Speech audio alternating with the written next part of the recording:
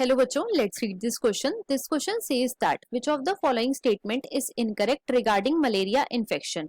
तो बेसिकली इस क्वेश्चन में हमें चार स्टेटमेंट गिवन है और हमें बताना है इन चारों में से कौन सी स्टेटमेंट इनकरेक्ट है regarding malaria infection.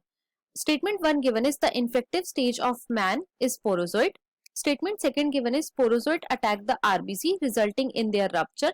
Statement 3 given is fever usually appears after every 3-4 days. Statement 4 given is hemozoin causes shivering and high fever. अब अगर इस क्वेश्चन के मैं की कॉन्सेप्ट की बात करूं तो इस क्वेश्चन का जो की कॉन्सेप्ट है वो है malaria. Let me right it over here. It is malaria. अब जो बच्चों मलेरिया है इसका कॉजेटिव एजेंट है प्लाज्मोडियम और इसका जो वेक्टर है वो है बच्चों female Anopheles mosquito. It is female Anopheles mosquito. Right. अब फीमेल एनोफिलिस मॉस्किटो क्या करती है, जब कभी भी ये किसी मैन या ह्यूमन को बाइट करती है तो ये स्पोरोजोइड्स को ट्रांसफर कर देती है. स्पोरोजोइड्स को ट्रांसफर कर देती है ह्यूमन के अंदर. और स्पोरोजोइड क्या है, ये इन्फेक्टिव स्टेज है मैन के लिए. राइट. तो यहाँ पे जो हमारी स्टेटमेंट 1 है वो बिल्कुल करेक्ट है. उसके बाद देखो स्टेटमेंट 2 में हमें गिवन है sporozoite attack the RBC and resulting in their rupture. तो ये स्टेटमेंट बच्चों हमारी इनकरेक्ट है. क्यों? क्योंकि आरबीसी के ऊपर कौन सी स्टेज एक्ट करती है, तो वो एक्ट करती है बच्चों मीरोजोइड्स.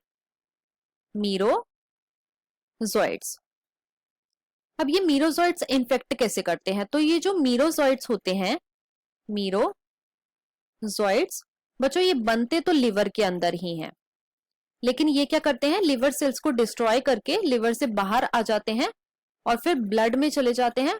और ब्लड में बेसिकली ये आरबीसी के जो हीमोग्लोबिन होता है उसके स्ट्रक्चर को रप्चर कर देते हैं, उसके स्ट्रक्चर को डिस्ट्रॉय कर देते हैं. राइट. तो आरबीसी को कौन सी स्टेज ने इन्फेक्ट करा, उसे करा मीरोजोइड ने. इसीलिए हमारी जो सेकेंड स्टेटमेंट है वो इनकरेक्ट है. अब हीमोग्लोबिन का जब भी स्ट्रक्चर डिस्ट्रॉय होता है तो इसकी वजह से क्या होता है, हीमोजोइन के ग्रैन्यूल्स बनते हैं. हीमोजोइन ग्रैन्यूल्स बनते हैं और ये जो हीमोजोइन की ग्रैन्यूल्स हैं बच्चों इसकी वजह से हाई फीवर आता है और शिवरिंग होती है. थर्ड स्टेटमेंट में हमें गिवन है fever usually appears after every 3-4 days. ये स्टेटमेंट हमारी बिल्कुल करेक्ट है. मलेरिया में जो फीवर होता है बच्चों वो हर 3-4 दिन बाद आता है. और फोर्थ में हमें गिवन है hemozoin causes shivering and high fever. तो ये स्टेटमेंट भी हमारी बिल्कुल करेक्ट है. हमारी यहाँ पे जो इनकरेक्ट स्टेटमेंट है वो है स्टेटमेंट नंबर 2 और हमें वही फाइंड आउट करनी थी. So the correct answer for this question is option number 2.